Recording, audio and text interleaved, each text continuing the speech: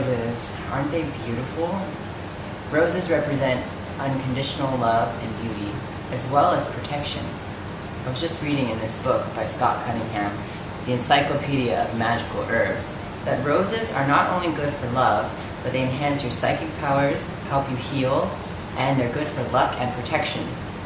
I'm going to show you one of the best ways I like to use roses, besides keeping them in my house. So to get the best benefit out of roses, you guys would want to make yourself some rose water.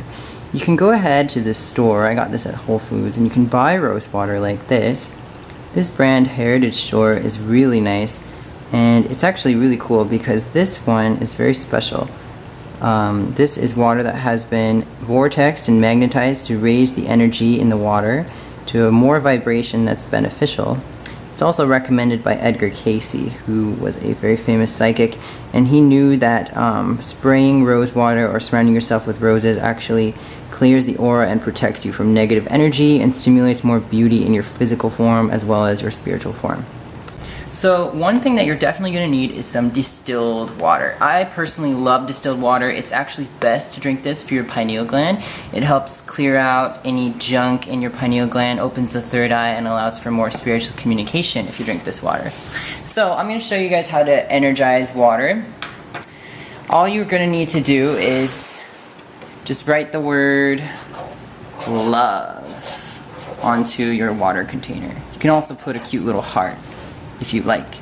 I don't know if you guys are familiar with the work by Emoto, but he says that all you have to do is write little words on water and it changes the molecular structure of water. I totally believe that and I feel a difference. Another thing you can do is also place a rose quartz crystal on top of whatever water container or in a water container overnight, and it will energize it for you. The second thing, of course, you guys are going to need are some fresh roses. These are absolutely gorgeous. I got them today at the market. They were super inexpensive, and I put them in a vase of water. By the way, a little tip for you guys. You can make your flowers last longer by placing a symbol of love on the vase and also a rose quartz crystal inside. That way the flowers will last longer and the water in the vase will be energized and just beautiful. Okay, you guys, so you see how I put just enough water in there to barely cover the rose petals? And then you're going to want to turn your oven on to a low heat. That's very important. And then go ahead and cover the rose petals. And you're going to want to wait about 30 minutes, and then I'll show you what to do. Alright, you guys, it's been about 30 minutes, so we're going to open this lid. It's starting to smell like beautiful roses in here. And wow, look at that. You see how the color on the petals have started to fade and go away? That's what you want. So you want to basically just take a little bowl and start to get all the petals out. And now you can see how the water is actually turning pink in here. That's what we want. We want beautiful pink rose water. Pink is a really special color because pink is the combination of white, which is the most pure of all colors, and red, which is the color of your root chakra. So it's basically the color of heaven and earth combined. So now that we have some beautiful pink rose water, we're going to keep making a little bit more. And to do that, all you're going to need to do is add in some freshly washed rose petals back into the water. And then you're going to want to add a little bit more water.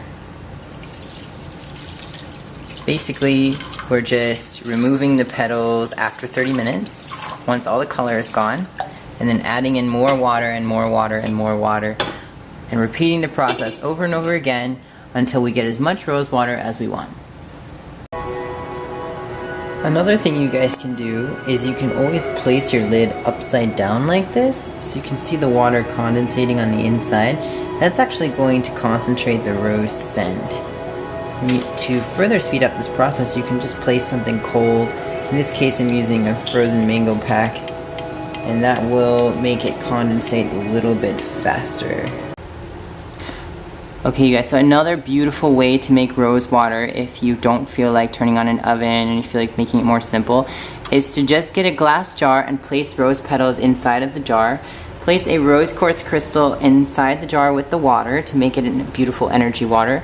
Write the word love on top of the jar like this.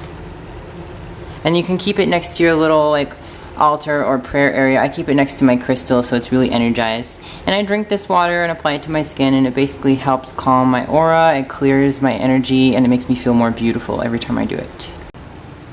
Okay you guys, so after you're done making your rose water, make sure that you don't boil it during the process. Just keep it warm for as long as you can, and you just want to strain out the rose petals with a strainer.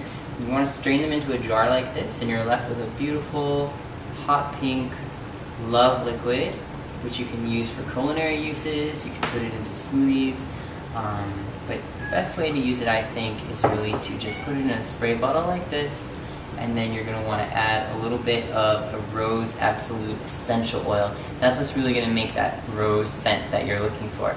And just a couple drops to a bottle like this, it should last you forever. Super easy to make.